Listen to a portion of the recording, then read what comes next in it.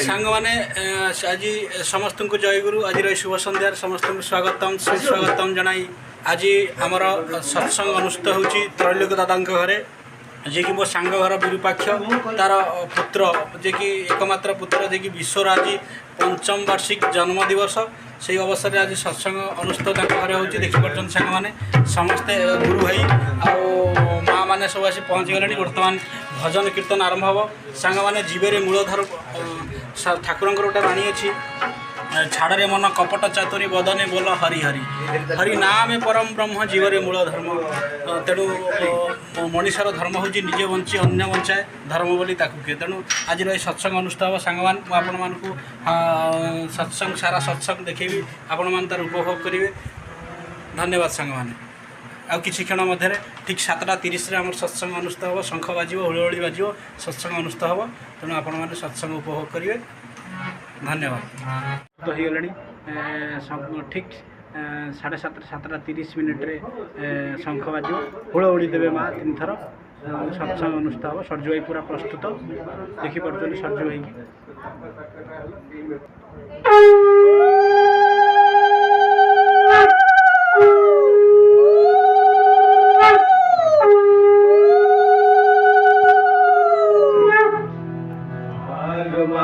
करो विनती राधा स्वामी आगे दया करो दाता मेरे सीत चरण न लागे जन्म जन्म रही भूल में नहीं पाया भेदा काल कर्म के जाल में रही भूगत खेदा जगत जीव भर मत पीरे नित चारो खानी ज्ञानी जोगी बिल रहे सब मन की घानी भाग जगा मेरा आदिका मिले सदगुरु आई राधा स्वामी नाम का मोहि भेद जनाई ऊंचा से ऊंचा देश आए ओहो अधर ठिकानी बिना संत पाए नहीं शुक्र शब्द निशानी राधा स्वामी नाम की महिमा सुनाई वीर अनुराग जगाय के घर पहुँचु भाई साधु संग कर सार रस मेरे पिया गाई प्रेम लगा गुरु चरण में मन शांत न आई तड़प उठे वे कल रहू जैसे पिया घर जाई दर्शन रस नित नित लहु गहे मन तीरताई सूरज चढ़े आकाश में करे शब्द विलासा धाम धाम निरखत चले पाओ निज घर वासा ये आशा मेरे मन से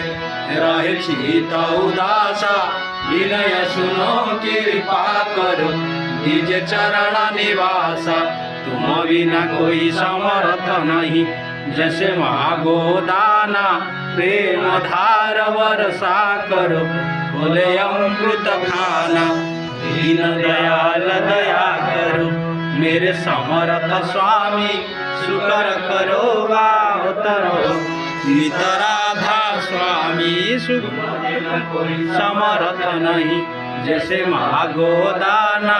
प्रेम धार वर्षा करो बोले अमृत खाना दीन दयाल दया करो मेरे समर्थ स्वामी शुकर करो गावत रहो नित राधा स्वामी शुकर करो गावत रहो नित राधा स्वामी बार बार कर जोड़ कर सविनय करो पुकार साधु संग मोहि देव नित परम गुरु दाता कृपा सिंधु समर्थ पुरुष आदि अनादि अपार राधा स्वामी परम पितु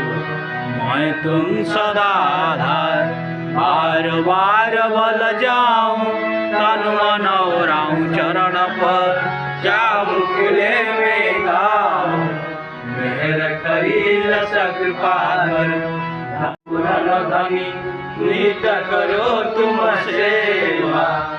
अचल भक्तिमय देव दीनानाथ हाथ हाथ मान करो अब राखो नित साथ दयाल दयाल कृपा निधि काम क्रोध मद लोभ सब विधि अवगुण हारमय प्रभु राखो मेरी लाज तुम द्वारे अमय बड़ा राधा स्वामी गुरु समरथ तुम बिनु और न दूसरा अब करो दया परत वर्ष ओ मेरे साया देवो प्रेम की दात दुख सुख कुछ व्यापे नहीं छूटे सब उत्पाद दया करो मेरे साया देवो प्रेम की दात दुख सुख कुछ व्यापे नहीं छूटे सब उत्पाद बार बार कर जोड़ करो सविनय करो पुकार साधु संग मोहि देव नित परम गुरु दातार साधु संग मोहि देव नित परम पिता दाता गुरु ब्रह्मा गुरु विष्णु गुरुदेव महेश्वर गुरुदेव परम ब्रह्म तस्मै श्री गुरवे नमः अखण्डमण्डलाकारं व्याप्तजेनं चराचरं तत्त्वं दर्शनेन तस्मै श्री गुरवे नमः अज्ञातविरन्धस्य ज्ञानञ्जनं शलाकया चक्षुरुन्मिलितं येन तस्मै श्री गुरवे नमः स्थावरजङ्गं व्याप्तं येन कृष्णचराचरं तत्त्वं दर्शितस्येन तस्मै श्री गुरवे नमः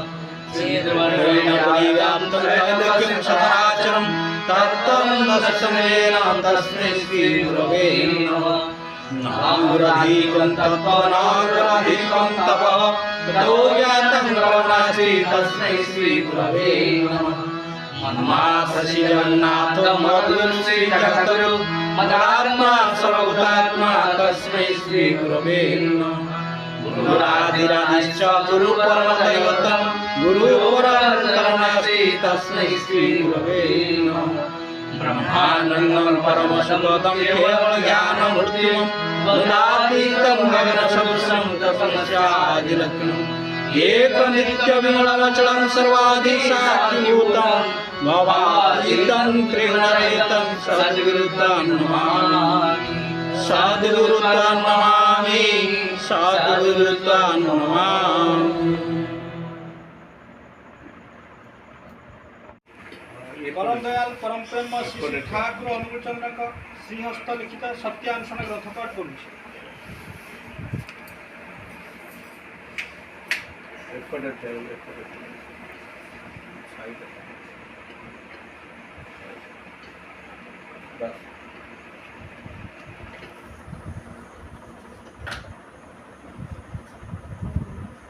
क्षमा कर किंतु क्षति कर ना प्रेम कर किंतु आसक्त हो ना खूब भल पा किंतु देहगसा हो ना बकबक हेबा पूर्णतर चिन्ह नुहे जदि निजे संतुष्ट व निर्भामना होता तेज अन्य चेष्टा कर जो परिमाण में दुखर कारण मन संलग्न हो अभिभूत हो सही परिमाण में हृदय भय आसो दुर्बलताग्रस्त हो पड़ जदि रक्षा पाइबा चाह भय और दुर्बलता बोली किसी रख ना सत्चिंता और सत्कर्म डुबी रुह असत आसक्ति हेतु भय शोक और दुख आसे असत परिहार कर सत्रे अवस्थान हुआ त्राण पाइब सत्चिंतार निमज्जित था सत्कर्म तुम सहाय हो तुम चतुर्दिग सत हो सब समय तुमको रक्षा कर ही कर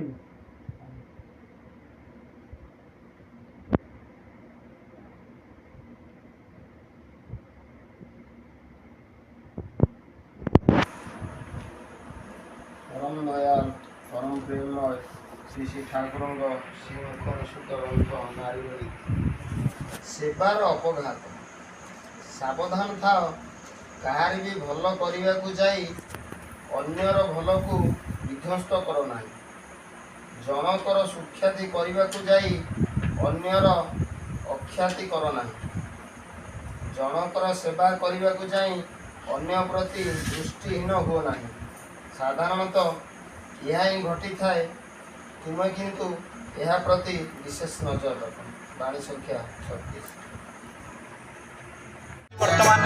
माधव भाई भजन गाँव सत्संग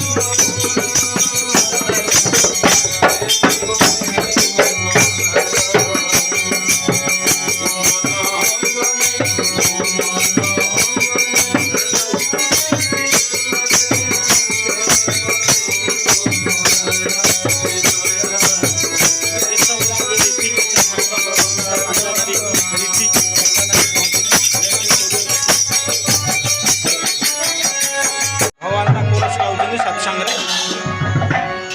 ଦେଖିପାରୁଛନ୍ତି।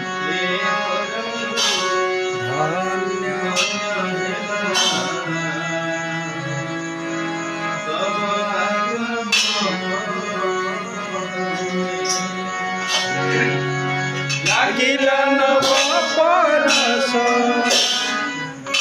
ଲାଗିଲା ନବ ପରଶ,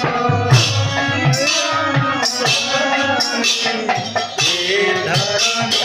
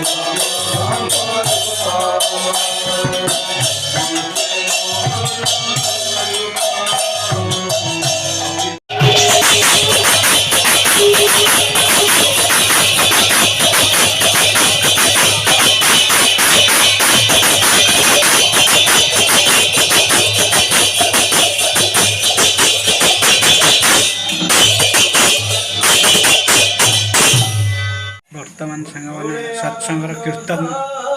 ଗାଉଛନ୍ତି ତ୍ରୈଲୋକ୍ୟନାଥ ଦାଦା।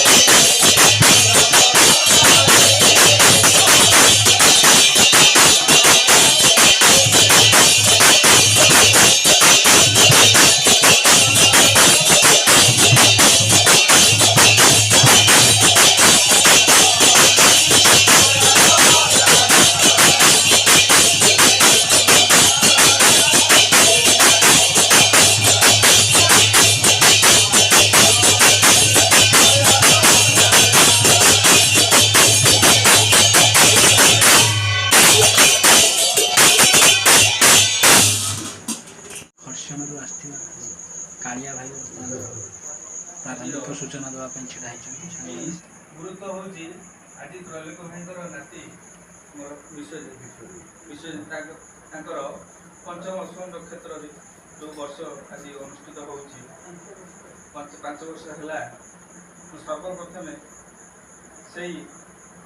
ସୁନ୍ଦର ଆତ୍ମାର କେମିତି ସେ ଆଉ ବିଷ୍ଣୁଙ୍କୁ ଧରି ଆହୁରି ଜୀବନରେ ତାର ଚାଲିବ, ତାର ଚଲାପଥ କୁସୁମିତ ହେବ, ଚଲାପଥ ସୁଦୀର୍ଘ ହେବ ଏବଂ ସେ ଇଷ୍ଟକୁ ନେଇ ସାରା ଜୀବନ ସିଏ ତ ଭରପୁର ହୋଇ ଉଠିବ ଏବଂ ତାର ପରିବାର, ତାର ଜେଜେଙ୍କର ଏବଂ ତାର ବାପା ମାଆଙ୍କର ତଥା এই ଗ୍ରାମର ସମସ୍ତଙ୍କର ଆଉ ସତ୍ସଙ୍ଗ ଭାଇମାନଙ୍କର ସେ ସୁନାମ ରଖିବ। ସେଥିପାଇଁ ମୁଁ ଶ୍ରୀ ଶ୍ରୀ ଠାକୁରଙ୍କ ଶ୍ରୀଚରଣ ମୋର ପ୍ରାର୍ଥନା କରୁଛି। ଗୋଟେ ଅଛି एकनाथी सुवृक्षण पुष्पितं सुगन्धिना वासितं तद्वनं सर्व सुपुत्रेण कुलं यथा। ଯଦି ଗୋଟେ ବଣ ଭିତରେ ଗୋଟେ କାନନ ଭିତରେ ଯଦି ଗୋଟେ ସୁନ୍ଦର ଗଛଟା ହେଇଥିବ, ସେ ତାର ଯେଉଁ ପୁଷ୍ପିତ ହେଇଥିବ, ଫଳ ପୁଷ୍ପ ଧରିଥିବ, ସେଇ ଫୁଲର ସୁଗନ୍ଧରେ ଯେମିତି ସାରା କାନନଟା ସାରା ଜଙ୍ଗଲଟା ସୁବାସିତ ହେଉଥିବ, ସେମିତି ଗୋଟେ କୂଳରେ ଗୋଟେ ସୁପୁତ୍ର ଆସିଲେ ସେମିତି ସେ କୂଳର ସେମିତି ପରିଚୟ ଦେଇଥାଏ ଏବଂ ସେ କୂଳର ଗୌରବ ରକ୍ଷା ହୋଇଥାଏ। ଶ୍ରୀ ଶ୍ରୀ ଠାକୁର ସେ ଆସିଥିଲେ ମାତା ମନମୋହିନୀଙ୍କ କୋଳରେ, ଯେତେବେଳେ ମାତୃଗର୍ଭରେ ବସିଥିଲେ ସେ ସେମିତି ଥିଲା। ଗୋଟେ ତାଳ ନବମୀ ତିଥି, ପିତା ଶିବଚନ୍ଦ୍ର ଚକ୍ରବର୍ତ୍ତୀ ଥିଲେ, ମାତା ମନମୋହିନୀଙ୍କ ଗର୍ଭରୁ ସେ ଜାତ ହୋଇଥିଲେ। ଯେତେବେଳେ ଲୋକଙ୍କ ମନରେ ଗୋଟେ ଭ୍ରମ ସୃଷ୍ଟି ହୋଇଥିଲା ଯେ ଏନ୍ତୁଡ଼ିଶାଳରେ ଗୋଟେ ହାହାକାର କରି ଗୋଟେ ଅଗ୍ନିର ସ୍ଫୁଲିଙ୍ଗ ଦେଖାଦେଇଥିଲା, ଡଙ୍ଗାରେ ଯେତେବେଳେ ଗାଁ ଲୋକମାନେ ପାରି ହେଉଥିଲେ ସେମାନେ ଭାବୁଥିଲେ ଯେ ସତେ ଯେମିତି ଗୋଟେ ନିଆଁ ଲାଗିଯାଉଛି ସେ ଗାଁରେ। କିନ୍ତୁ ସେ ଲୋକମାନଙ୍କର ଗୋଟେ ଭ୍ରମ ଥିଲା ଯେ ଯେତେବେଳେ ଦେଖିଥିଲେ ପ୍ରକୃତରେ ଗୋଟେ ସୁନ୍ଦର ଶିଶୁ ଲଣ୍ଡିତ ମସ୍ତକ ହେଇକରି ସେ ଖିଲିଖିଲି ହସୁଛି। ତେଣୁ ଯେତେବେଳେ ପରମ ପିତା ଆସନ୍ତି ତାଙ୍କର ଏଇଭଳି ପରିଚୟ ମିଳିଥାଏ। ଯେତେବେଳେ ମାତୃଗର୍ଭରେ ବସନ୍ତି ସେତେବେଳେ ଦେବତା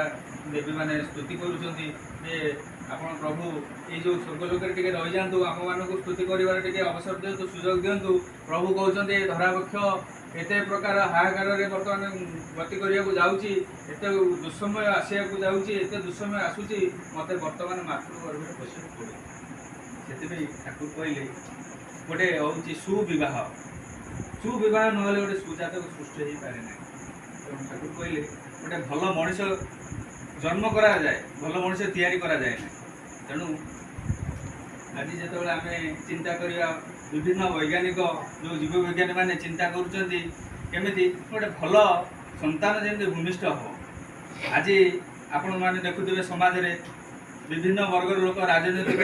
କ୍ଷେତ୍ରରେ ସେ କୃତିତ୍ୱ ଅର୍ଜନ କରୁଛନ୍ତି, ପ୍ରଶାସନିକ ସ୍ତରରେ କୃତିତ୍ୱ ଅର୍ଜନ କରୁଛନ୍ତି, କିନ୍ତୁ ସେସବୁ କ'ଣ ହେଉଛି ତାଙ୍କର ସଂସ୍କାର, ତାଙ୍କର ଜ୍ଞାନ କୁଆଡ଼େ ଚାଲିଯାଉଛି ଚୁଲିକୁ। ଶେଷରେ ତାଙ୍କ ମତିଭ୍ରମ ଘଟୁଛି ଏବଂ ତାଙ୍କର ବିଦ୍ୟା ବୁଦ୍ଧି ଦେଇ ସେ ସମାଜର ବିନାଶ କରୁଛନ୍ତି, ସମାଜର କ୍ଷତି ସାଧନ କରୁଛନ୍ତି। ତେଣୁ ଠାକୁର ସେଭଳି ଜାତକ କେବେ ଚାହିଁନାହାନ୍ତି। ଠାକୁର ଚାହିଁଛନ୍ତି ସର୍ବଦୈବ ସମ୍ପନ୍ନ, ଶାସ୍ତ୍ର ଅନୁସାରେ ଚାଲିବ,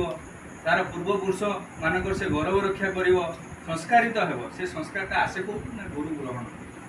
ଠାକୁର କହିଛନ୍ତି ଯେଉଁ 10 ବିଧ ସଂସ୍କାର କେଉଁ ସମୟରେ କେମିତି, ଯେତେବେଳେ ମାତୃଗର୍ଭରେ ବସିବ ସେତେବେଳେ ମାଆ ମାନେ କି ସଂସ୍କାରରେ ରହିବେ, ଯେତେବେଳେ ଜନ୍ମ ହେବ ତାର କି ସଂସ୍କାର, ତାର ଯେଉଁ ଆମର ଦୀକ୍ଷାଦାନର ସମୟ କେତେ ବର୍ଷରେ ହେବା ଦରକାର, ସେ କେତେବେଳେ ନାମ ଶୁଣିବ, କେତେ ବର୍ଷରେ ଦୀକ୍ଷା ନେବ ଏବଂ ଦୀକ୍ଷା ନେଇକରି କେମିତି ସେ ଶିକ୍ଷା ଲାଭ କରିବ। ତେଣୁ ଜୀବନରେ ଗୋଟେ ଗୁରୁ ଗ୍ରହଣର ଯେଉଁ ଅପରିହାର୍ଯ୍ୟତା ରହିଛି, ଇଏ ତ ସତ୍ସଙ୍ଗୀ ପରିବାର, ଏଠି ବିଶେଷ କିଛି ସେଇ କଥା ଆଲୋଚନା କରିବାର, ଅବତରଣ କରିବାର କୌଣସି ପ୍ରସଙ୍ଗ ନାହିଁ। ତେଣୁ ସେ ନିଶ୍ଚୟ ଆଗକୁ ତାର ଜୀବନରେ ନିଜେ ଠାକୁରଙ୍କୁ ଧରିକିରି ଇଷ୍ଟମୟ ହୋଇକି ରହିବା ସହିତ ତାର ପରିବାର ପ୍ରତିବେଶୀ ତାର ସମସ୍ତ ଗୁରୁଜନମାନଙ୍କୁ ସେ ଠାକୁରଙ୍କୁ ନେଇକରି ଯଥାଯୋଗ୍ୟ ସମ୍ମାନ ଦେବ ଏବଂ ତାଙ୍କର ଯଥା ସମ୍ମାନ ରକ୍ଷା କରିବ। ତେଣୁ ସେ ଠାକୁରଙ୍କର ଯେଉଁ ଆଦର୍ଶରେ ଯିଏ ଅନୁପ୍ରାଣିତ ହୋଇ ଚାଲିଛି ତା ଜୀବନରେ ଠାକୁର କହିଲେ ଜୀବନରେ ଯାହାର କେନ୍ଦ୍ର ନାହିଁ, ଯେମିତି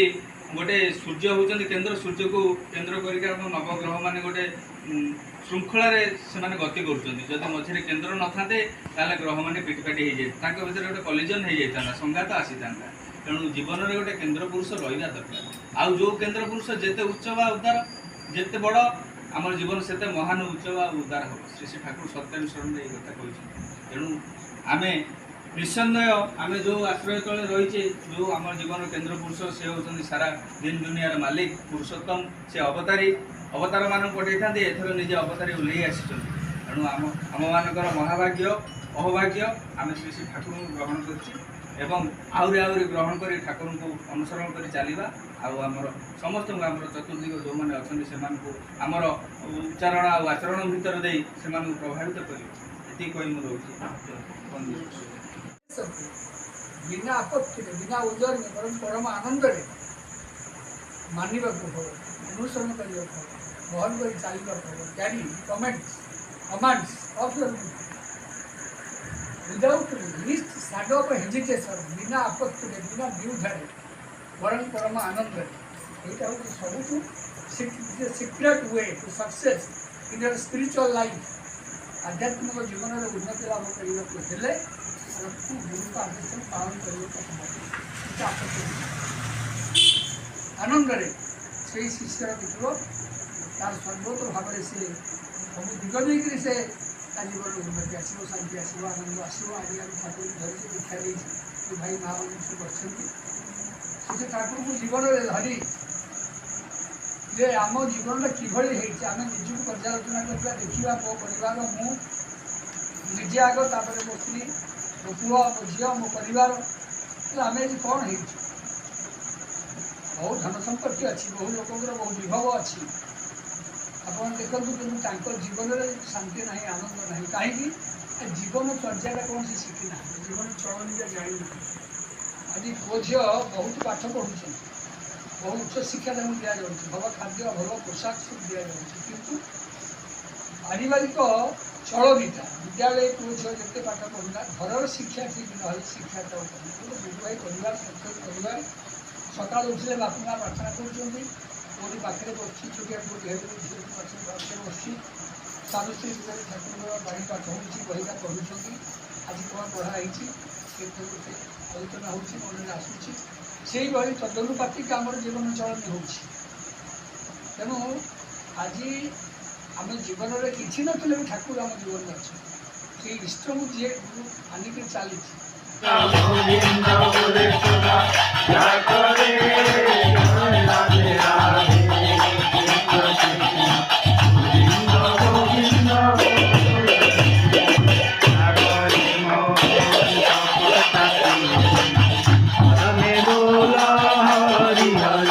Hare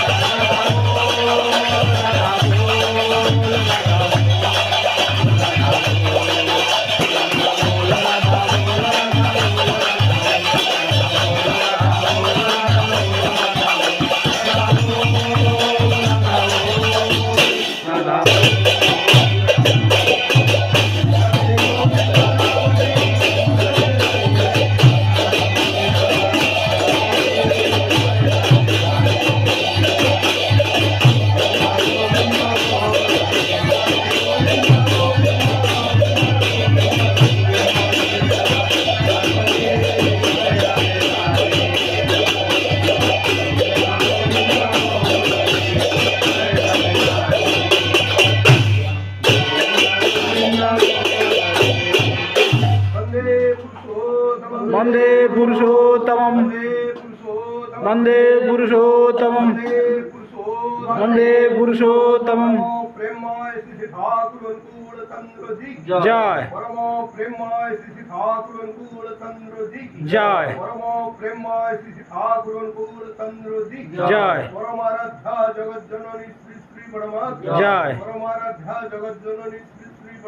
जय परमाराध्या जगज्जननी श्री श्री बड़मात जय परम पूज्य पादो श्री श्री बड़दात जय परम पूज्य पादो श्री श्री बड़दात जय परम पूज्य पादो श्री श्री बड़दात जय परम पूज्य पादो श्री श्री आचार्य देव जय परम पूज्य पादो श्री श्री आचार्य देव जय परम पूज्य पादो श्री श्री आचार्य देव जय वंदे पुरुषोत्तमं वन्दे वन्दे आर्यपितृं वन्दे मातृवर्गां वन्दे अहङ्कृष्टिदैवतं वन्दे पुरुषोत्तमं वन्दे पुरुषोत्तमं जय सत्संग शेष है सत्संग शेष है बर्तमान आपर आनंद बजार चलिए धन्यवाद देखुं आज सत्संग आनंद बजार रुटी डालमा साधारणतः रुटी डालमा संध्या सत्संग हुए आज दादा घरे रुटी डालमा है संध्या सत्संग खाइबा तार मजा नवा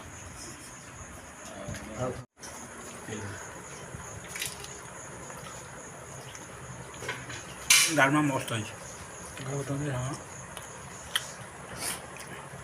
संध्या सत्संग प्राय पूरी